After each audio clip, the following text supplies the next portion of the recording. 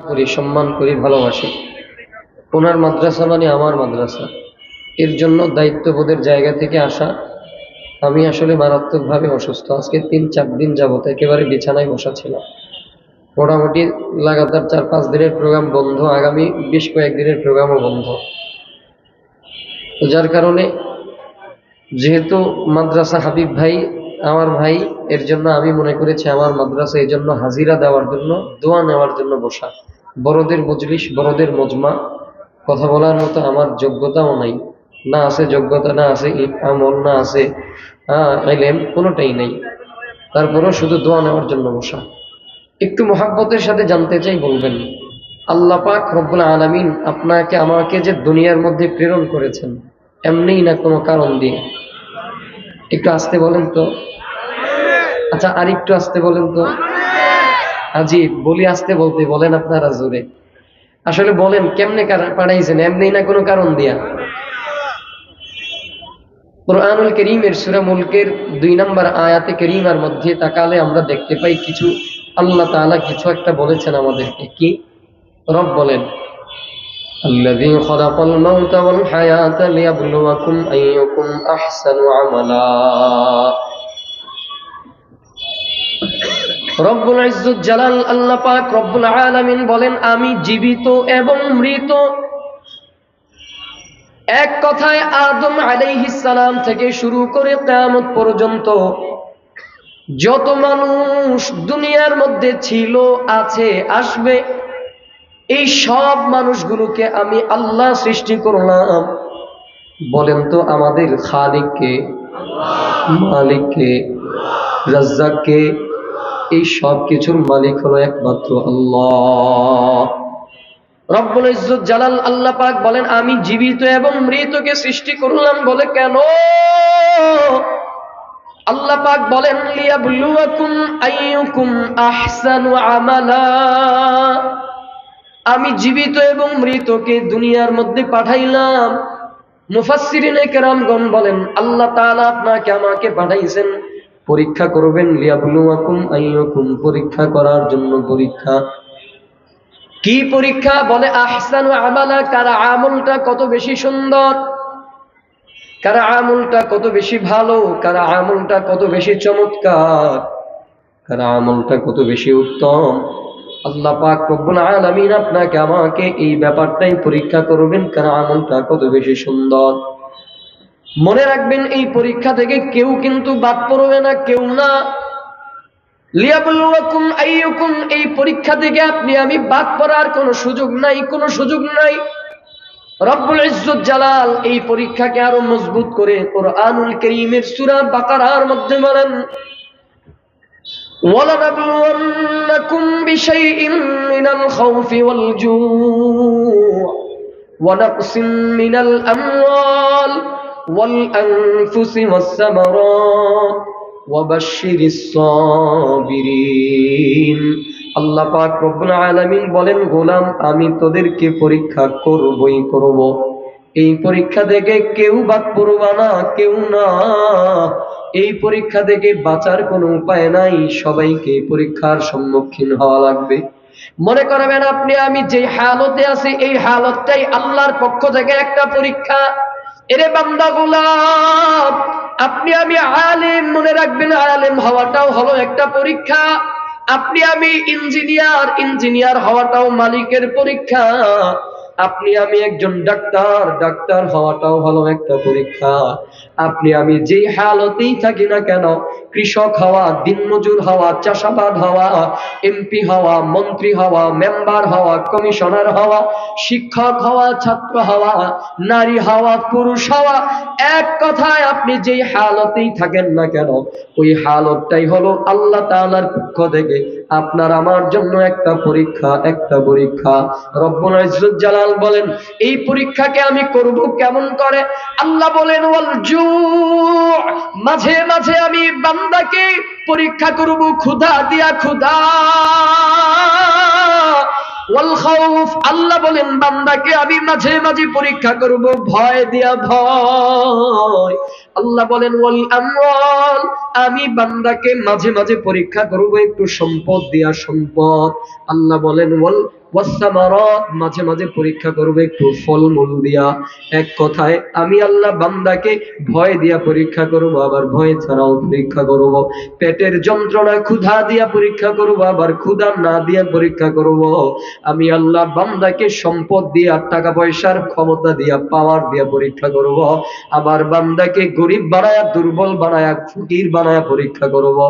পরীক্ষা করব বান্দা যেই হালতেই থাকুক না কেন, আমি আল্লাহকে মনে রাখি, আমি আল্লাহর আহকাম, আমি আল্লাহর বিধান মতো চলে নাকি আমি আল্লাহর বিধান থেকে বের হয়ে যায়, আমি আল্লাহ পরীক্ষা করব। এই হালতের মধ্যে পড়ে বান্দা আমি আহকামকে, কারা আমলটা সুন্দর করে, কারা আমলটা খারাপ করে, আল্লাহ পাক রব্বুল আলামিন এজন্যই তো বলেন আল্লাযী খালাকাল মাউতা ওয়াল হায়াতা লিয়াবলুয়াকুম আইয়ুকুম আহসানু আমালা। আল্লাহ বলেন কার আমলটা কত বেশি সুন্দর, কার আমলটা কত বেশি ভালো, সেটা পরীক্ষা করব। এরে গোলাম, আল্লাহ তাআলা এই আয়াতে কারীমার মধ্যে বলেন নাই আকসারু আমালা, মানে বেশি আমলের কথা বলে নাই। এই আয়াতের মধ্যে আকসারু আমালা বলে নাই, আল্লাহ বলেন আহসানু আমালা, মানে আল্লাহ তাআলা বেশি আমলের কথা বলেন নাই। আল্লাহ বলেন নাই কার আমলটা কত বেশি সেটা পরীক্ষা করব, আল্লাহ বলেন নাই কার আমলটা কত স্তূপওয়ালা সেটা পরীক্ষা করব। আল্লাহ বলেন আহসানু আমালা, কার আমলটা কত বেশি সুন্দর এটা কি পরীক্ষা করব, এটা পরীক্ষা করব। এরে বন্ধুরা আমার, এবার আসেন আমলটা কি কেমন করে সুন্দর করব। সংক্ষিপ্ত কথা, একেবারে সহজ কথা, আমল সুন্দর তখন হবে বান্দার দিলটা যখন ভালো হবে, বান্দার আমল তখনই চমৎকার হবে। বান্দার দিলটা যখন চমৎকার হবে, বান্দার আমল তখনই উত্তর হবে। বান্দার এই কলবটা যখন উত্তম হয়ে যাবে, এক কথায় এই যে বান্দার 3.5 হাত দেহটা দেখতে পান, এই 3.5 হাত দেহের মধ্যে ছোট্ট একটা গোশতের টুকরার নাম হলো কলব। এই কলবটা, যে বান্দার কলবটা যত বেশি সুন্দর, এই 3.5 হাত দেহের মধ্যে যে বান্দার কলবটা যত বেশি দামি, ওই বান্দাও আল্লাহর কাছে তত বেশি দামি। এই কলবটা যে বান্দার যত বেশি উত্তম, ওই বান্দাও আল্লাহর কাছে তত বেশি উত্তম। 3.5 হাত দেহের মধ্যে এই যে কলবটা যত বেশি সুন্দর, আল্লাহর কাছেও ওই বান্দাটা তত বেশি সুন্দর। কারণ আল্লাহ পাক রব্বুল আলামিন কিয়ামতের ময়দানে বিচারের কার্যক্রম যখন শুরু করে দিবে, আল্লাহ তাআলা বান্দার চেহারা দেখে বিচার করবে না, আল্লাহ বান্দার পোশাক দেখে বিচার করবে না, আল্লাহ বান্দার বংশ দেখে বিচার করবে না, আল্লাহ বান্দার ক্ষমতা পাওয়ার দেখে বিচার করবে না, আল্লাহ বান্দার অতীত দেখে বিচার করবে না, আল্লাহ বান্দার ক্ষমতা দেখে বিচার করবে না, আল্লাহ বান্দা কি কমিশনার দেখে বিচার করবে না, আল্লাহ বান্দার কি দেখে বিচার করবে? বলে বান্দার এই যে 3.5 হাত দেহের মধ্যে এই গোশতের টুকরা কলব, বলে এই কলবটার দিকে তাকায়া আল্লাহ তাআলা বিচার করবে। বলে যেই বান্দার কলবটা ভালো, ওই বান্দাটাও আল্লাহর কাছে ভালো। যেই বান্দার কলবটা সুন্দর, ওই বান্দার ফলাফলটাও হবে সুন্দর। যে বান্দার কলবটা উত্তম, ওই বান্দার ফলাফলটাও উত্তম। আমার কথা নয়, রাসূলের হাদিস দ্বারা প্রমাণিত। মুসলিম শরীফের ছোট্ট একটা হাদিস, মুসলিম শরীফের একটা হাদিসের অনুবাদ আপনাদেরকে জানাই সংক্ষিপ্ত সময়। মুসলিম শরীফের একটা হাদিসের অনুবাদ আপনাদেরকে জানাই। আল্লাহর বান্দা নামাজি হওয়ার পরেও জাহান্নামের আগুনে জ্বলবে, আল্লাহর বান্দা আল্লাহর রাস্তার শহীদ হওয়ার পরেও জাহান্নামে জ্বলবে, আল্লাহর বান্দা আল্লাহর কুরআনের আলেম হওয়ার পরেও জাহান্নামের আগুনের মধ্যে জ্বলবে, আল্লাহর বান্দা আল্লাহর রাস্তায় দান করার পরেও জাহান্নামের আগুনের মধ্যে জ্বলবে। বলে কেন? বলে বান্দার কলবটা ভালো ছিল না, সুন্দর ছিল না, উত্তম ছিল না, সেজন্য। রাসূলের একটা হাদিস, মুসলিম শরীফের হাদিস, সিরিয়া থেকে একজন লোক আবু হুরায়রা রাদিয়াল্লাহু তাআলা আনহুর কাছে গিয়ে বলেন, ও আবু হুরায়রা, আপনি আমাদেরকে এমন একটা হাদিস শোনান যে হাদিসটা আপনি পয়গম্বরের জবান থেকে সরাসরি শুনেছেন। আবু হুরায়রা রাদিয়াল্লাহু তাআলা আনহু তিনি বলেন, আমি রাসূলের জবান থেকে এই হাদিসটা সরাসরি শুনলাম। রাসূল বলেন, আল্লাহ পাক রব্বুল আলামিন কিয়ামতের ময়দানে যখন বিচার করবেন, আল্লাহ তাআলা সর্বপ্রথম বিচার করবেন একজন শহীদ। যে বান্দা আল্লাহর রাস্তার শহীদ হয়ে গেছে, ওই শহীদের বিচার আল্লাহ তাআলা সর্বপ্রথম করবে। 2 নম্বরে আল্লাহ বিচার করবেন একজন আলেম। একজন কারির বিচার করবে, 3 নম্বরে বিচার করবেন একজন দানবীর বান্দা। আল্লাহ তাআলা আল্লাহর রাস্তার শহীদ বান্দাকে ডাক দিয়া বলবে, রে শহীদ, দুনিয়াতে আমি তোরে কত শারীরিক সক্ষমতা, শারীরিক পাওয়ার তোরে দুনিয়াতে দিলাম, আমি তোরে কত শরীরের শক্তি দিলাম, ক্ষমতা দিলাম, বল গোলাম, আমি আল্লাহর এই নিয়ামত শারীরিক সক্ষমতা পাওয়ার পরে আমি আল্লাহর জন্য কি করেছো, কতটুকু আমল করেছো? এরে বান্দা, আমার কোনো কথা নয়, রাসূলের জবানের হাদিস, রাসূলের জবানের হাদিস।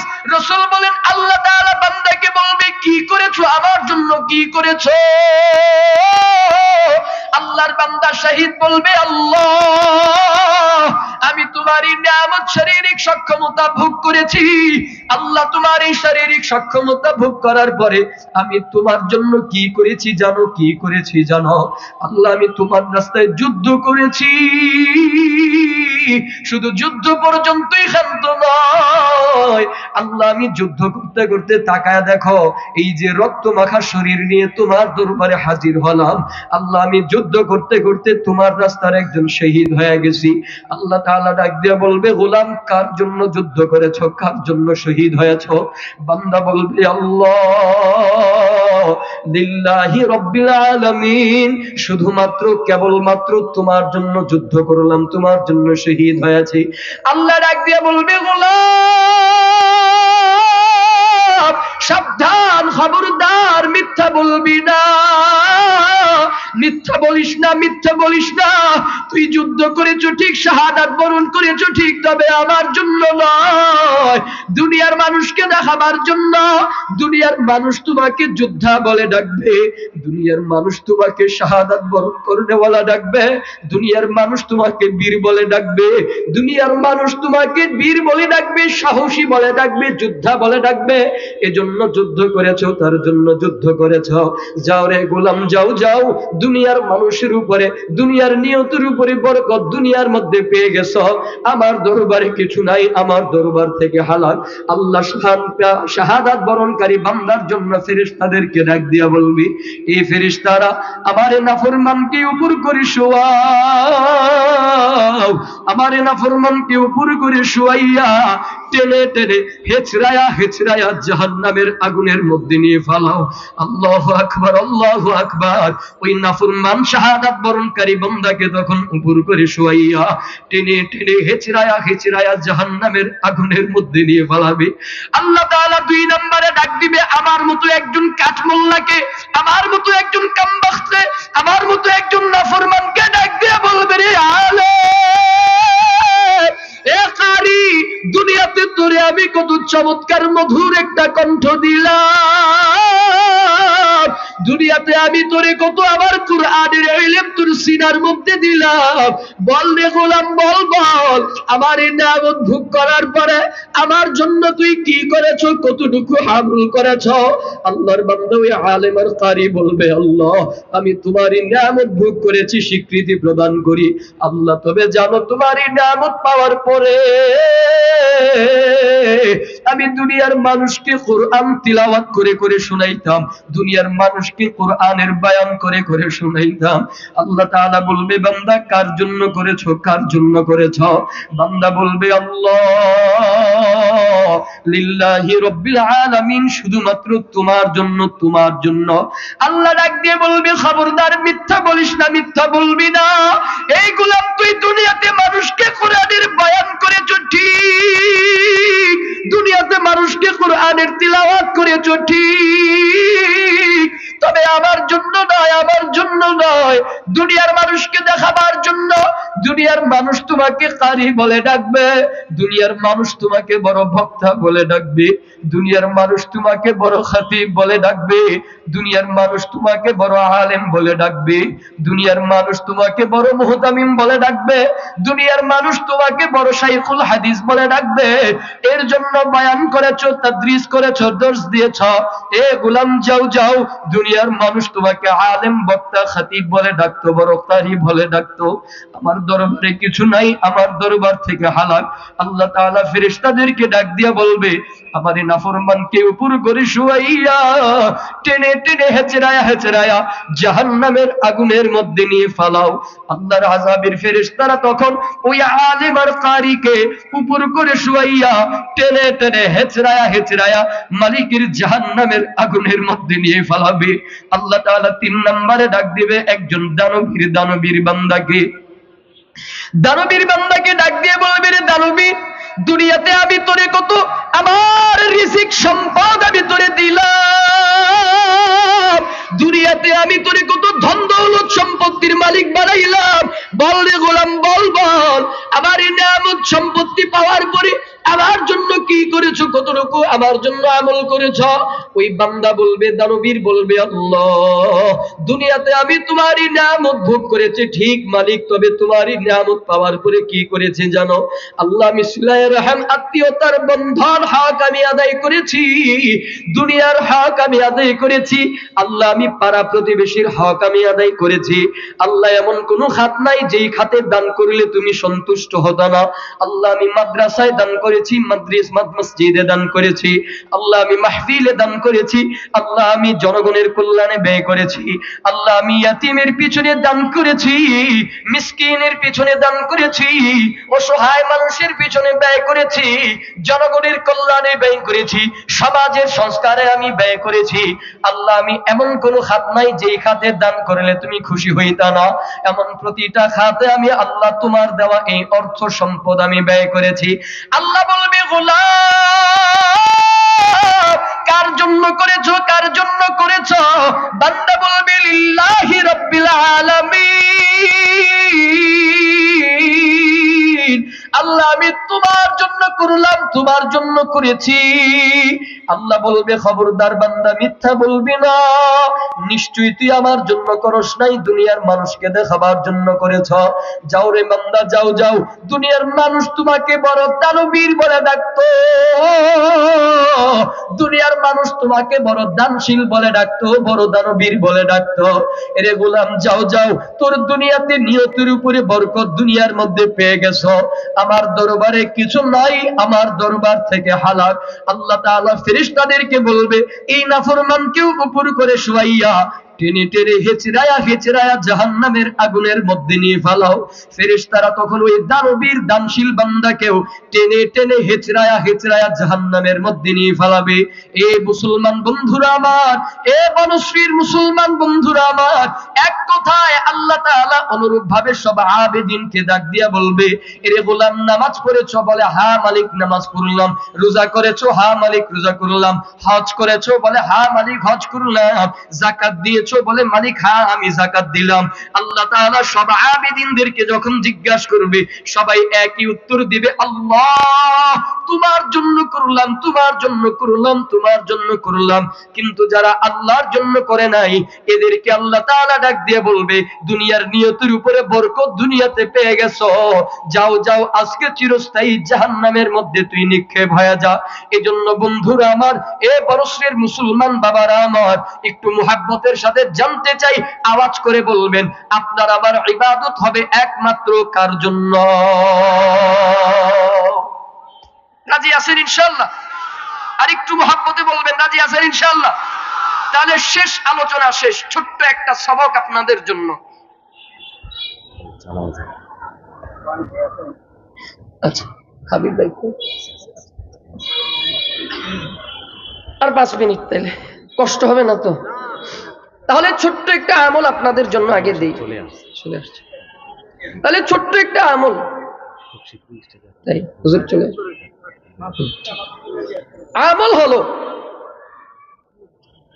আজকের পর থেকে হায়াতের জিন্দেগিতে যতদিন বাঁচবো, যতদিন থাকবো, আল্লাহ যতদিন আপনাকে আমাকে বাঁচাবে, জীবনে যতদিন বাঁচবো ততদিন যতটুকু আমল করব, চাই জীবনে 1 ওয়াক্ত নামাজ পড়ি, চাই জীবনে 1 টাকা দান করি, 1টা রোজা রাখি, যতটুকু আমল করব ততটুকু আমল শুধুমাত্র কেবলমাত্র কার জন্য?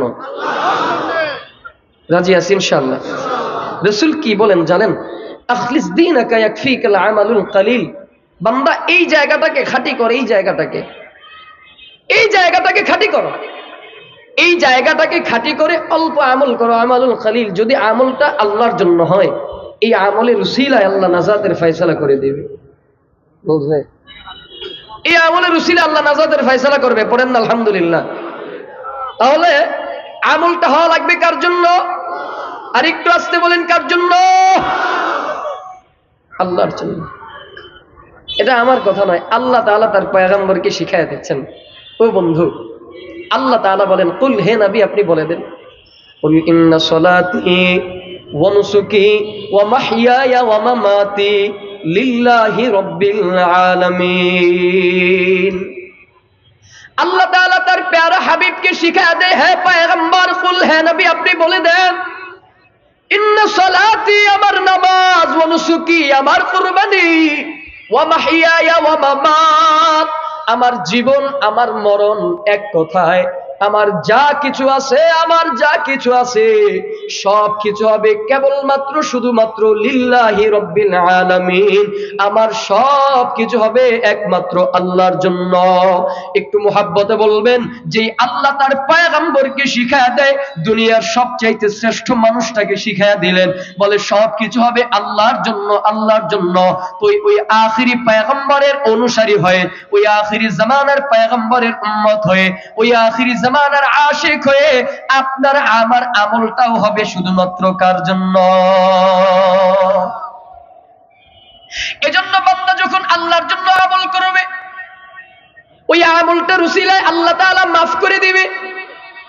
পক্ষান্তরে আরো একটা হাদিস আপনাদেরকে শোনাই। পয়গম্বর আকরাম বলেন, সাহাবায়ে কেরামদেরকে বলতেছেন, ও সাহাবীরা, আমার উম্মতের জামানায় আমি বড় ভয় পাই। কেমন ভয়? দাজ্জালের ফিতনার চাইতেও আরো বেশি ভয় পাই গোপন শিরিক নিয়ে। সাহাবায়ে কেরাম জানতে চাইলেন, রাসূল, গোপন শিরিক এটা আবার কেমন কথা? এটা আবার কি জিনিস? রাসূল বলেন, গোপন শিরিক হলো আমার উম্মত কি করবে জানো? উম্মত যখন, এক্সাম্পল দিয়ে রাসূল বলছেন, উম্মত যখন নামাজের মধ্যে দাঁড়াবে, নামাজের মধ্যে দাঁড়ালে যখন দেখবে আশেপাশে মানুষ আছে, তখন তার সালাতটা হয়ে যাবে বড় সুন্দর, চমৎকার, বড় দামি। আর এ বান্দা যখন একা একা সালাত আদায় করবে, নামাজ পড়বে, তখন এ বান্দার নামাজের মধ্যে তাড়াহুড়ো আসবে, চুরি করবে, রুকুতে চুরি করবে, সেজদায় চুরি করবে। রাসূল বলেন, এর মানে হলো বান্দা মানুষকে দেখাবার জন্য আমল করবে। আর যে বান্দা মানুষকে দেখাবার জন্য আমল করবে, রাসূল বলেন এটা হলো আশিরকু খাফি, এটা হলো গোপন শিরিক, অথবা আশিরকু আসগার, ছোট শিরিক। ছোট শিরিক বলেন আর গোপন শিরিক বলেন, যেটাই বলেন, এটা হলো শিরিক। আর বান্দা যখন বারবার এই ছোট শিরিক করবে, বারবার এই গোপন শিরিক করবে, একবার, দুইবার, তিনবার, চারবার, পাঁচবার, বারবার বান্দা যখন এই গোপন শিরিকের সাথে লিপ্ত হয়ে যাবে, ছোট শিরিকের সাথে লিপ্ত হয়ে যাবে, তখন এই বান্দা আস্তে আস্তে এক সময় শিরকে আকবারে রূপান্তরিত হয়ে যাবে, আর শিরকু জলিতে রূপান্তরিত হয়ে যাবে, প্রকাশ্য শিরিকে রূপান্তরিত হবে, আর শিরকু আকবারে রূপান্তরিত হবে, বড় শিরিকে রূপান্তরিত হয়ে যাবে। আর বান্দার আমলটা যখন বড় শিরকে রূপান্তরিত হবে, আল্লাহ তাআলা সূরা নিসার মধ্যে বলেন, ইন্নাল্লাহা লা ইয়াগফিরু আন ইউশরাকা বিহি শাইআ। আল্লাহ বান্দাকে শিরকের গুনাহকে আল্লাহ মাফ করবে না। আল্লাহ বান্দার শিরকের গুনাহকে মাফ করবে না, কোশ্চেন কালেও না। ওয়া ইয়াগফিরু মা দুনা যালিকা লিমান ইয়াশা। পক্ষান্তরে আল্লাহ বলেন, এই শিরক ব্যতীত যত গুনাহ আছে, শিরক ব্যতীত যত গুনাহ আছে, অন্য সব গুনাহ মা দুনা যালিকা লিমান ইয়াশা, আল্লাহ যাকে ইচ্ছা করবে, এটা আল্লাহর ইখতিয়ার, আল্লাহ যাকে ইচ্ছা করবে তাকে মাফ করে দেবে। সুবহানাল্লাহ পড়েন না? আল্লাহ যাকে ইচ্ছা করবে, মা দুনা যালিকা লিমান ইয়াশা, আল্লাহ যাকে ইচ্ছা করবে মাফ করে দিবে। কেমনে মাফ করবে? এই অংশের তাফসীরে পাওয়া যায়, আল্লাহ কোন বান্দাকে মাফ করবে কোন শাস্তি দেওয়া ছাড়া, বিনা শাস্তিতে বলবে, যা তোরে মাফ করে দিলাম। সুবহানাল্লাহ পড়েন না? আবার কোন বান্দাকে মাফ করবে শাস্তি, কিছুদিন শাস্তি ভোগ দিয়া, কিছুদিন তাকে শাস্তি দিয়া জাহান্নামের আগুনের মধ্যে জ্বালায়া পোড়ায়া, এরপরে আল্লাহ তাকে মাফ করে জান্নাতের মধ্যে ঢুকায়া দিবে।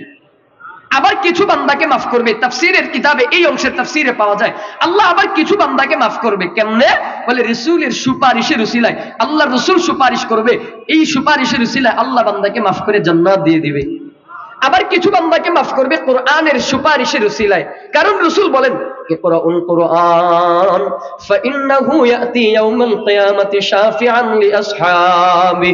রাসূল বলেন তোমরা কোরআন তিলাওয়াত করো, কেননা ফাইন্নাহু ইয়াতি ইয়াউমাল কিয়ামাতি শাফিআন লিআসহাবি, বলে না এই কোরআনটা কিয়ামতের ময়দানে তার আসহাবকে, তার সাহেবকে, তার ধারক বাহককে সুপারিশ করে করে জান্নাতে নিয়ে যাবে। তাহলে কিছু বান্দাকে মাফ করবে কোরআনের সুপারিশের উসিলায়, আবার কিছু বান্দাকে মাফ করবে আল্লাহর ওয়ালি, বুজুর্গানে দিন, শহীদ, সিদ্দিক, শুহাদায়ে কেরাম যারা, ওই জান্নাতি ব্যক্তি যারা হবে, জান্নাতি ব্যক্তিদের উসিলায়, সুপারিশের উসিলায় আল্লাহ মাফ করে দিবে।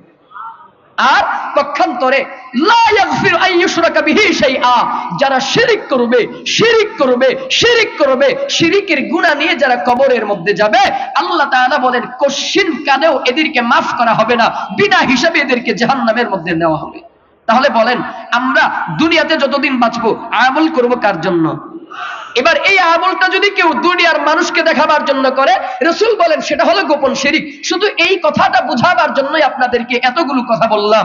তাহলে গোপন শিরক বান্দা যখন বারবার করবে, এই গোপন শিরকটা আবার আস্তে আস্তে প্রকাশ্য শিরকে রূপান্তরিত হবে, আর শিরকু আকবারে রূপান্তরিত হবে। তাহলে দিলের মধ্যে আজকের পর থেকে দিলের মধ্যে ঢুকানো যাবে না যে আমি মানুষকে দেখাবার জন্য আমল করছি, দিলের মধ্যে ঢুকাইতে হবে আমার আমলটা যদি আদনাও হয়, আমার আমলটা যদি ছোট হয়, আমার আমলটা যদি কালিল হয়, তাহলে আমলটা হবে একমাত্র কার জন্য? রাজি আছেন ইনশাআল্লাহ? তাহলে একটু প্রমাণ চাইবো, বাস্তব প্রমাণ একটু দিবেন আমাকে, দেখবো এবার একটু আমি আপনাদের কাছে প্রমাণ চাইবো। কি প্রমাণ? এবার দেখবো আল্লাহর সন্তুষ্টির জন্য, আল্লাহর সন্তুষ্টির জন্য, আল্লাহর সন্তুষ্টির জন্য কে আছেন? এই যে মাদ্রাসাতু নূরুল কুরআন, এই নূরুল কুরআনের জন্য বেশি না যে 10,000, 20,000, 50,000, 30,000, 5,000 আমি